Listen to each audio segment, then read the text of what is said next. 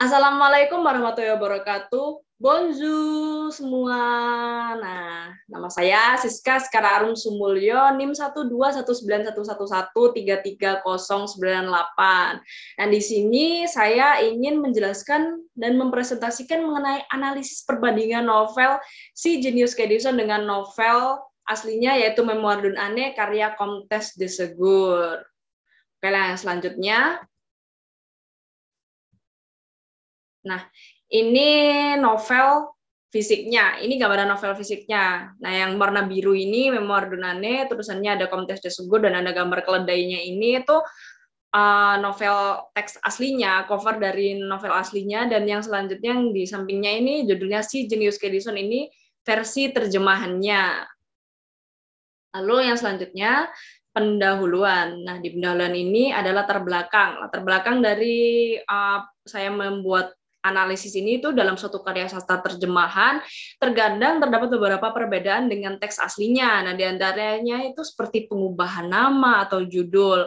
Tetapi tidak menghilangkan aspek penting dari karya sastra aslinya. Hal ini itu dilakukan dengan alasan-alasan tertentu yang mana diutamakan bagi pembaca agar pesan aslinya dapat tersampaikan dengan baik.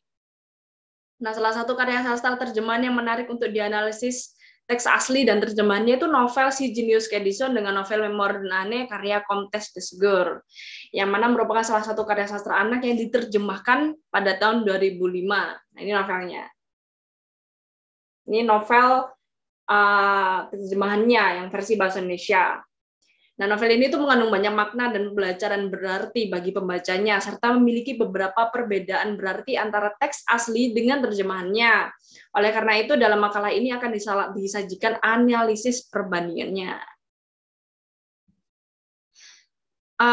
Kemudian rumusan masalahnya ada 3 ya. Yang pertama, hubungan latar sosial antara Comtesse de Ségur dengan novel Si Jenius Kedison dan novel Memoir d'un Ane. Ya, yang kedua yaitu amanat yang hendak disampaikan oleh Comtesse de Ségur melalui novel Si Jenius Kedison dan novel Memoir d'un Ane. Yang ketiga yaitu perbandingan novel Si Jenius Kedison dengan novel Memoir d'un Ane karya Comtesse de Ségur. Nah, yang selanjutnya yaitu dari sinopsisnya dahulu. Sinopsisnya yaitu novel Si Jenius Kedison atau dapat dikenal dengan judul aslinya yaitu Memoir d'un Ane ini karya Comtesse de Ségur menceritakan tentang kisah hidup dari seekor keledai yang cerdik bernama Kedison. Novel ini pada awalnya bercerita tentang kisah hidup Kedison yang memiliki majikan yang sangat kejam.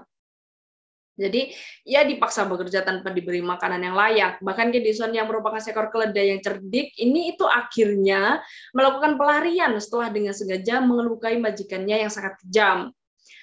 Nah, melalui banyak rintangan, masalah, dan pertemuan dengan berbagai macam majikan, ia akhirnya menemukan majikan yang mencintainya dan mau merawatnya hingga akhir hayatnya. Tetapi tentu saja setelah melalui banyak cobaan dan musibah dengan hanya menggunakan tubuh keledainya dan kecerdikannya yang melebihi keledai-keledai lainnya.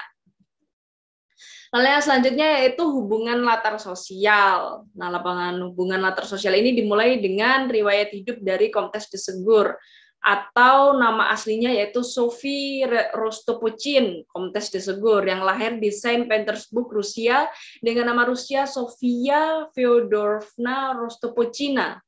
Ia itu adalah seorang penulis sastra anak Prancis yang lahir di Rusia dan menghabiskan masa kecilnya di Saint Petersburg, Rusia. Nah, ayahnya bernama Count Fyodor Rostopchin yang sangat dihormati. Ayahnya ini bertugas di militer sebagai seorang letnan jenderal dan kemudian sebagai menteri luar negeri untuk Rusia. Akhirnya, pada tahun 1817, mereka melakukan perjalanan ke Prancis dan menetap di bawah restorasi Bourbon. Nah, di Prancis ini, ayahnya mendirikan salon, lalu istri serta putrinya masuk Katolik Roma. Sophie akhirnya bertemu dengan Eugene, atau Count of Ségur, yang dinikahinya pada tahun 1819 pada tanggal 14 Juli. Namun pernikahan itu tidak berjalan dengan bahagia. Nah, karena suaminya itu bertingkah aneh, tidak ramah, dan bahkan miskin. Ia dan suaminya menghasilkan 8 anak. Nah, tetapi Eugene ini suka menjuluki istrinya dengan julukan yang tidak baik. Seperti contohnya itu dalam bahasa Prancisnya itu La Mère Gigon, atau dalam bahasa Inggrisnya Mother Gigon, yang mana mengacu pada karakter teater tahun 1602 Ya, maksudnya adalah seorang wanita besar yang dari roknya itu kerumunan anak muncul. Alasannya karena anaknya ada banyak, dia menghasilkan 8 anak. Nah, latar sosial dari Komtes de Seguro tersebut tentunya berhubungan dengan novel-novel yang ia tulis. Salah satunya adalah novel Memoir d'un Ane, atau yang dalam buku terjemahannya berjudul Si Jenius Kedison, yang juga memiliki hubungan dengan latar sosial dari Komtes de Seguro. Nah, novel tersebut dirilis pada tahun 1860-an, yang mana menceritakan kembali masa-masa kelam dari Komtes de Seguro yang harus hidup berpindah-pindah pasca perang. Yang mana ini itu juga dialami oleh tokoh Kedison dalam novelnya, yang juga harus hidup berpindah-pindah karena entah kabur dari majikannya yang jahat atau karena ia dibuang dan dilupakan. Nah, dalam salah satu babnya ini, Kedison juga diceritakan harus tinggal dengan tetangga majikannya, karena majikannya itu harus pindah setelah perang berakhir, padahal majikannya ini tuh baik banget. Nah, majikan-majikan yang ia maksud dalam novelnya ini juga menjadi cerminan dari suaminya yang memperlakukannya dengan tidak baik, yang mana suaminya sendiri suka menghina dan memberi sebutan yang buruk padanya. Hal ini juga diceritakan dalam novelnya, di mana tokoh keledai Kedison tidak suka dihina dan direndahkan. Ia selalu membalas perlakuan buruk majikannya dengan kecerdikannya. Dan cerita tersebut dapat diketahui jika Komtes de Seguro ini atau Sophie tidak menyukai perlakuan suaminya yang merendahkannya. Ya, siapa yang mau direndahkan? Nah, di balik orang-orang yang merendahkannya ini, Comtes de Seguro adalah seorang sastrawan Prancis yang hebat dan sukses melalui karya-karyanya. Sama dengan Kedison yang cerdik dan dikenal oleh banyak orang karena kecerdikannya. Nah, dalam novelnya, Kedison menginginkan kehidupan yang baik dan memiliki majikan yang tulus mencintainya dan mau merawatnya hingga akhir hayat. Cerita ini itu seperti harapan dari penulisnya sendiri, yaitu dari Comtes de Seguro yang memiliki suaminya yang memiliki sifat tidak baik dan bahkan sampai merendahkannya. Ia berharap ia juga ingin suaminya itu baik dan tulus mencintainya. Lalu yang selanjutnya itu amanat. Nah, berdasarkan pembacaan novel saya mendapatkan 3 amanat. Yaitu yang pertama, sebagai manusia kita harus saling menghargai antar makhluk hidup dan bertoleransi antar sesama. Nah, hal ini dibuktikan melalui tokoh Kedison yang tidak pernah membeda-bedakan ras atau jenis hewan atau manusia yang ia kenal. Nah, contohnya itu seperti pertemuan dia dengan anjing Midor. Padahal dia keledai dan Midor adalah anjing, tapi mereka berdua bisa berteman dan saling menerima. Yang kedua, sebagai manusia tidak boleh meremehkan atau merendahkan makhluk apapun. Hal ini dibuktikan dengan bagaimana Kedison tidak suka direndahkan dan dianggap bodoh, karena sejak dahulu seekor keledai itu selalu dianggap bodoh, padahal sebenarnya tidak. Karena keledai itu juga jadi kayak simbol kebodohan kayak gitu, kalau misalnya dipahami ya gitu ya. Nah, lalu yang 3, novel ini juga memberikan pesan bagi pembaca bahwa meskipun pintar, tetapi kepintaran itu tidak boleh digunakan untuk melukai orang lain atau membohongi orang lain.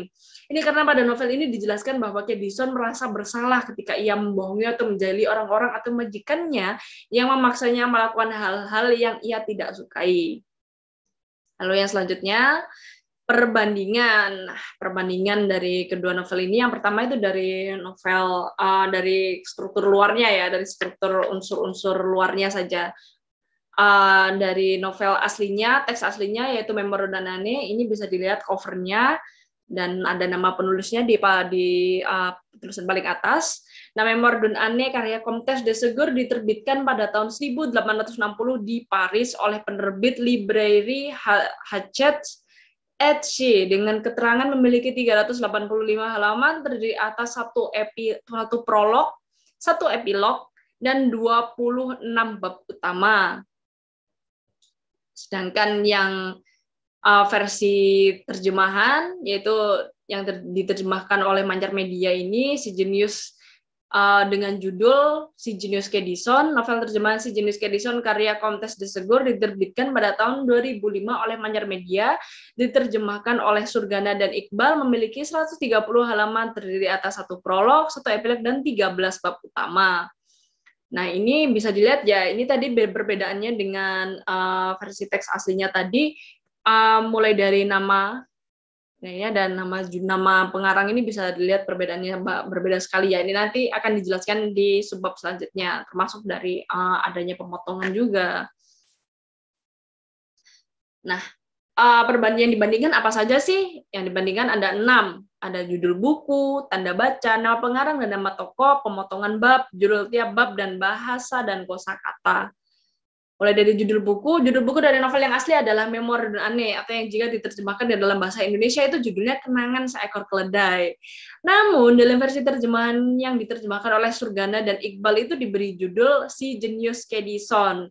Ini tuh terjadi karena dalam penerbitannya novel terjemahan Si Jenius Kedison cenderung dikategorikan oleh penerbit Manyar Media sebagai buku sastra anak yang diperuntukkan bagi anak-anak, yang menyebabkan perubahan judul atau adanya perubahan judul itu untuk menyesuaikan target pembaca. Jadi adanya perubahan judul ini itu karena memang targetnya itu anak-anak, karena ini itu dibutuhkan bagi anak-anak yang menyebabkan perubahan judul. Nah, ini untuk menyesuaikan anak-anak dan untuk menarik hati anak-anak. Nah, judul Si Jenius Kedison ini dianggap lebih menarik bagi pembaca anak-anak yang ingin mulai untuk membaca novel sastra terjemahan.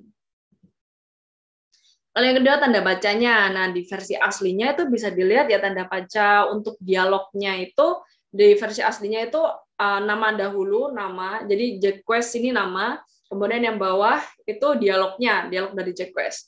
Tetapi di versi terjemahannya itu menyesuaikan dengan standar di Indonesia, yang mana itu menggunakan tanda petik, lalu baiklah, bla bla bla bla bla, tanda petik tutup, ya, lalu terang Jack. Jadi dialog terlebih dahulu, baru nama yang mengatakan dialog ini tadi. Tetapi kalau dari versi aslinya itu lebih ke nama dulu, lalu dialog. Nah, ini tuh terjadi karena biasanya itu ada penyesuaian dengan standarisasi dari buku-buku novel di Indonesia dan Prancis. Lalu yang selanjutnya yaitu nama pengarang dan nama tokoh. Nah, nama pengarang yang pertama yaitu nama pengarang yang benar itu sebenarnya Comtesse de Ségur, tetapi dalam versi terjemahannya nama pengarang itu jadinya Le Comtesse de Ségur. Yang mana terjadi kekeliruan ini bisa terjadi karena penerbit yang tidak tahu dengan nama pengarang atau karena minimnya informasi yang didapatkan oleh penerbit di tahun 2005 yang memang masih sulit mendapatkan informasi secara cepat dan belum majunya teknologi seperti sekarang ini. Bahkan di Wikipedia waktu saya cari itu namanya juga salah. Karena yang benar itu Comtesse de Ségur. Lalu nama tokoh, nah ini ada nama tokoh di mana dalam versi terjemahannya itu nama tokoh utamanya Kedison. Tetapi dalam versi aslinya namanya itu sebenarnya pakai C, kayak Hadison, kayak gitu. Jadi kayak ada penyesuaian lagi. Nah, lalu dalam novel terjemahannya ini nama anjing yang dekat dengan Kedison itu Midor tulisannya. Tetapi dalam novelnya nama anjing itu adalah Medor.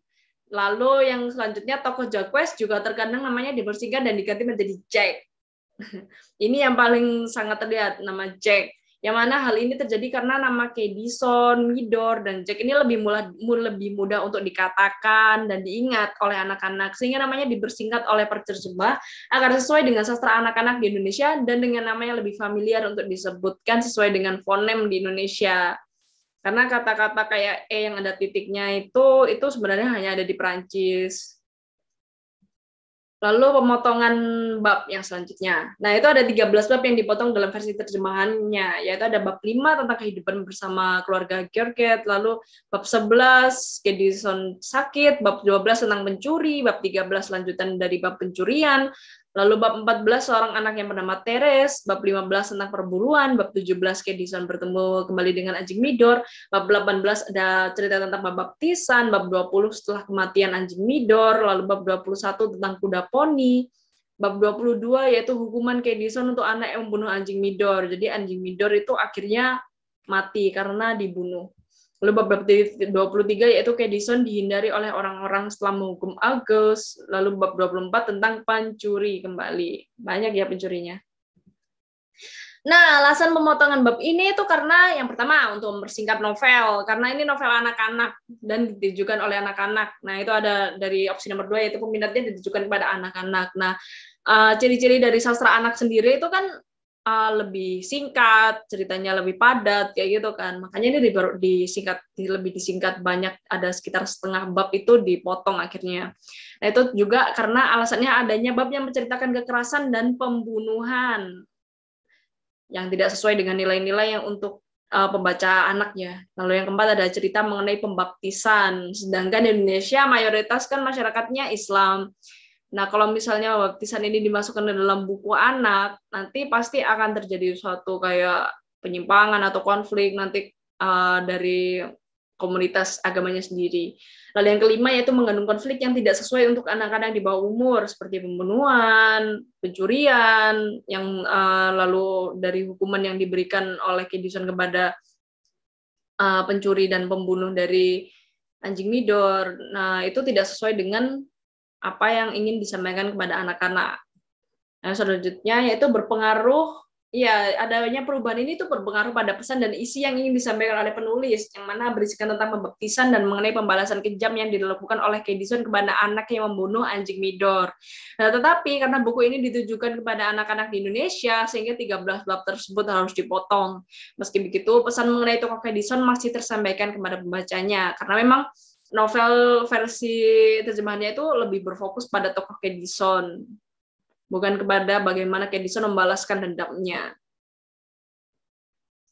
Lalu judul tiap babnya. Nah, dalam judul tiap babnya itu dalam versi aslinya itu ada tulisan Romawinya ini, tulisan 26 menggunakan tulisan Romawi. Tapi versi terjemahannya itu cuman kayak judulnya saja, Perahu. Tapi versi aslinya itu habis tulisan Romawi, yang bawahnya itu judulnya.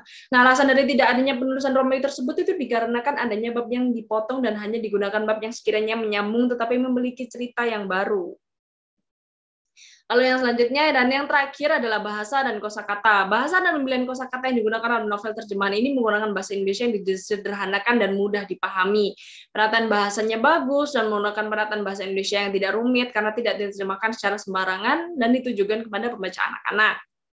Adanya penambahan kosakata Allah pada narasi Allah telah menetapkan apa yang aku dapatkan di kebun itu. Jadi ada beberapa penambahan kayak kata kayak Allah harusnya itu menggunakan kayak nggak ada, sebenarnya itu nggak ada di narasinya, tapi ditambahkan itu yang merupakan penambahan kalimat dalam narasi tersebut. Tetapi penambahan tersebut itu tidak dalam teks aslinya. Ya, jadi sebenarnya di teks aslinya itu nggak ada kalimat tersebut, tapi ini ditambahkan. Nah, itu alasannya itu adanya penambahan kalimat dalam narasi tersebut itu dikarenakan menyesuaikan pada mayoritas agama masyarakat Indonesia, yaitu agama Islam, yang mana juga menjadi sebuah pembelajaran bagi anak-anak bahwa meskipun Kedison ada seekor keledai, terus tertimpa masalah, semuanya dia mendapatkan cobaan yang sangat berat, tetapi ia tetap mengingat Tuhannya. Jadi ini juga kayak dia itu ditambahin pembelajarannya itu juga ada agama, sifat, perilaku, attitude, kayaknya itu semua itu dimasukkan ke dalam novel ini ya gitu. Nah, ini tentunya mengubah beberapa hal dalam novelnya, yang mana pembaca menganggap Kedison yang seekor keledai ternyata memiliki agama. Tetapi hal tersebut tidak mengurangi pesan apa yang ingin disampaikan oleh penulis melalui tokoh Kedison kepada pembaca anak-anak. Dan hal tersebut dilakukan hanya untuk menyesuaikan pasar, selera, dan pendidikan anak-anak di Indonesia. Nah, yang terakhir, kesimpulan. Nah, kesimpulannya melalui perbandingan dari analisis dari novel Si Jenius Kedison dengan novel Memoir Dun Ane karya Comtes de Segur ini, maka dapat diketahui apa hubungan latar sosial antara Comtes de Segur dengan novel Memoir Dun Ane. Lalu novel ini juga mengandung makna yang sangat baik jika dibaca untuk anak-anak, yaitu memberikan pesan bagi pembacanya untuk selalu menghargai orang lain, dan untuk tidak meremehkan orang lain, dan untuk selalu bertoleransi dengan semua makhluknya. Adapun perbandingan antara novel terjemahan Si Jenius Kedison dengan teks asli novel Memoir Dun Ane ini karya Comtes de Segur dapat ditemukan melalui judul buku, tanda baca, nama pengarang, dan nama tokoh, pemotongan bab, judul tiap bab, dan bahasa dan kosakata yang didapatkan melalui pembacaan kedua novel tersebut. Nah, itu tadi presentasi dari saya. Sebelum saya menutup presentasi saya ingin menunjukkan buku asli dari sebagai buku terjemahan dari buku Memoir Dun Ane. Nah, ini buku itunya. Ini buku novel terjemahannya. Di belakangnya. Oke. Itu saja dari saya. Terima kasih telah selalu menonton channel saya ini, dan juga saya ingin mengucapkan terima kasih kepada Madam Eka selaku dosen dari mata kuliah Sastra Prancis dalam terjemahan. Oke, terima kasih semuanya. Merci.